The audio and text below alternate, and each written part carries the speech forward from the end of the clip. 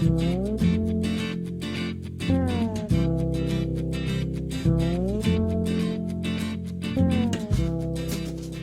ce début 2014, les productions de bande dessinée arrivent doucement, tranquillement, dans les librairies. Ça va bientôt déferler, mais en attendant, le début janvier est plutôt tranquille. Revenons donc en arrière et faisons un petit bilan sur l'année 2013. En 2013, 5159 nouveaux ouvrages de bande dessinée sont sortis, ont été diffusés en librairie. Monumental. Et pourtant, un petit peu moins, 7% en fait, de moins que l'an passé. Il faut dire que cela faisait 17 ans que la production de bande dessinée augmentait sans cesse. Cette petite diminution n'est pas du tout une catastrophe, loin de là. Au contraire, nous arrivons dans un secteur qui est maintenant très mature et qui est peut-être arrivé à un point de non-retour. Les grands succès de l'année sont Astérix, Black et Mortimer, mais aussi nos locales légendaires de Patrick Sobral.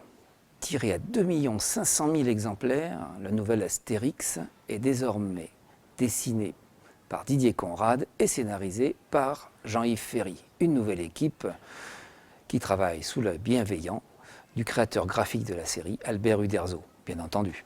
Ces personnages de la bande dessinée francophone sont donc aujourd'hui encore et toujours les plus connus. Astérix, Black et Mortimer, Le Chat de Philippe Guéluc et donc les légendaires de Patrick Sobral, qui sont certainement les plus récentes parmi ces créations qui arrivent en tête du top 15 des meilleures ventes. Les légendaires sont même en 9e position dans ce classement. Les organisateurs du Festival d'Angoulême ne s'y sont pas trompés. La grande exposition jeunesse de l'édition de 2014 sera consacrée justement aux légendaires de Patrick Sobral.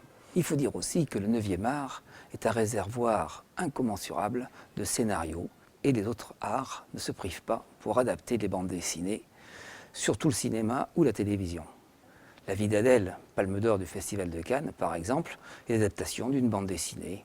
Le bleu est une couleur chaude de Judith Marot chez Glénat.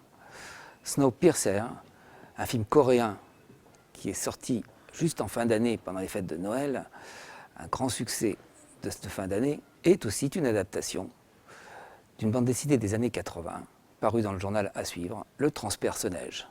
Un très beau huis clos qui se passe dans un train, écrit à l'époque par un scénariste qui s'appelait Jacques Loeb, qui travaillait beaucoup pour le journal Pilote, et un dessinateur reconnu aujourd'hui comme un maître dans le domaine, Jean-Marc Rochette.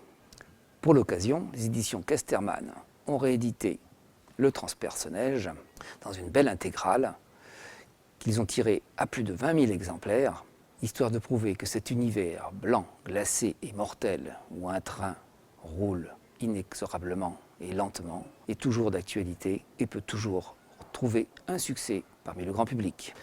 La bande dessinée attire donc tous les talents. On ne compte plus le nombre d'écrivains comme Marc Lévy, Éric Emmanuel Schmitt ou François Bégodeau qui se mettent à l'écriture des scénarios de bande dessinée. Tandis que certains dessinateurs, comme Johann Farr, se mettent, eux, à l'écriture des romans.